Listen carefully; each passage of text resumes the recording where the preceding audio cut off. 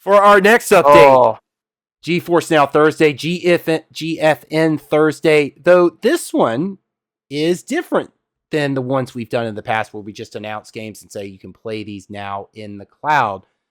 Yes, Gears 5 is available to play now in the NVIDIA cloud, but there's a significance behind playing Gears 5 in the cloud. And there is a developing partnership or an already developed partnership where Xbox PC game support is coming to GeForce Now. So games like Deathloop, for example, and Grounded and Pentiment, and those are actually going to release to be able to play in the cloud on the 25th on Thursday. But there's a synergy here. There's going to be further integration. And I looked into this and I saw that to play Gears 5, I would need to link my Steam account, having purchased it from Steam, to be able to play. So those that are purchasing these games on Steam that are Xbox PC games per se, you can play them in the cloud. So this partnership, gentlemen, thoughts on this? Are you excited? Not excited? I mean, I'm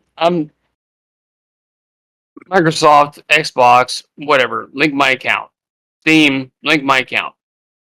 Gears is such an iconic Xbox game. Love it.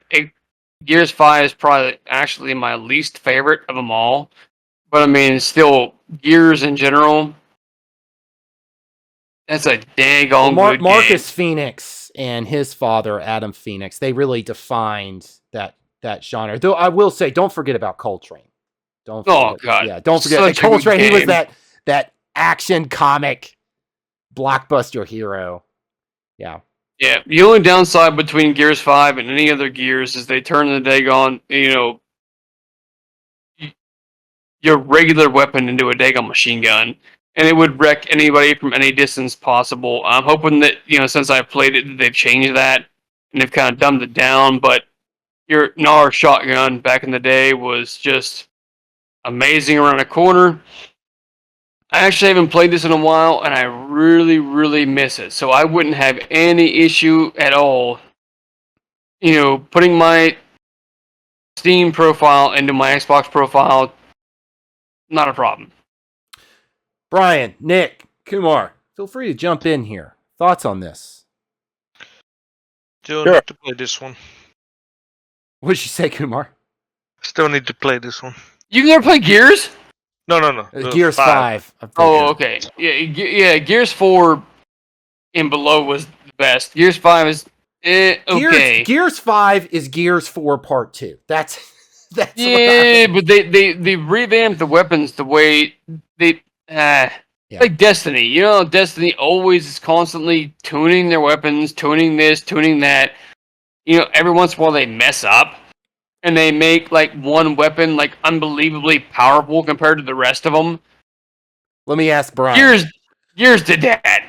Brian's Brian's struggling. got that look. Brian's got that look. Come on, Brian. Talk to us, Brian. What happened? Drop some knowledge. Nothing happened. I haven't played a Gears game since Gears 3, and I've had zero interest. I don't know. Gears 3 probably was the best of them. Yes, I agree. It's my favorite. Nothing against Kate Diaz in 4 and 5. She's a strong female protagonist. Who cares about the actress or actor who plays it? It's the game. Yeah. We don't care about that crap. It's the game. Well, no, I play these for the story. Anyways, Brian, go ahead. Talk to us. It was kind of just like, I don't know. Gears is one of those games that I personally think of it like the video game version of Tremors. It's like the first one, it was quirky, it was weird, people kind of liked it, it was corny, or people hated it. And then it just got this cult following, and they just kept releasing Tremors movies. Yeah, where they have 5 of them now?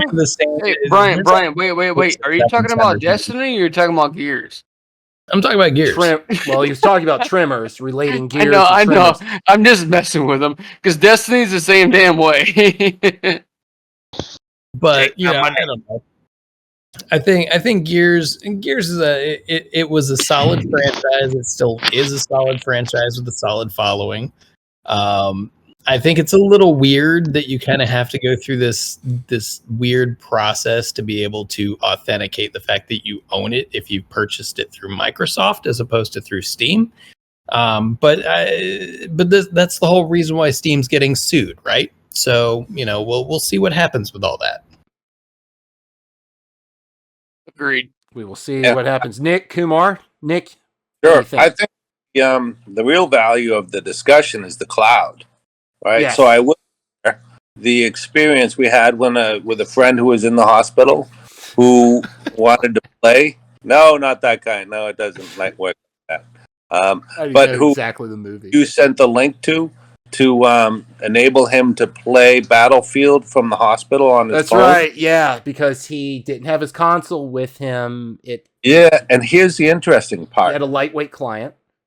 Right, but he ended up playing the Xbox Series X version. He didn't even have the Xbox Series X version, right? He only had the Xbox Series One version. So he was able to play on the iPhone, the Xbox Series X version.